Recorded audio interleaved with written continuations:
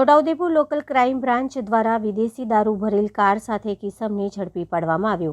VS Gavit police inspector local crime branch Chhota Udepur LCB સ્ટાફના police માણસોને ખાનગી રાહે બાતમી હકીકત મેળવવા સમજ આપી હતી કે તે અનુસંધાને એલસીબી સ્ટાફના પોલીસના માણસો રંગપુર પોલીસ સ્ટેશન વિસ્તારમાં પેટ્રોલિંગમાં હતા। તે દરમિયાન બાતમી હકીકતના આધારે કટારવાટ હલ્દી મહુડી પાસે બાતમીવાળી કાર આવતા તેમને થોભાવી તેમાં તપાસ કરતા ભારતીય બનાવટના વિદેશી દારૂ કિંમત 1,60,200ના મુદ્દામાલ ભરેલ હોય। મુદ્દામાલ તથા દારૂની હેરાફેરી કરવા ઉપયોગમાં લીધેલ ફ્રોડ કંપનીની ફિએસ્ટા ફોર વ્હીલર ગાડી જેનો રજિસ્ટ્રેશન નંબર GJ6C0175ને પકડી પાડી પ્રોવિઝન રંગપુર પોલીસ સ્ટેશનમાં ગુનો રજીસ્ટ્રેશન કરાવી કાયદેસરની કાર્યવાહી હાથ ધરવામાં આવી છે।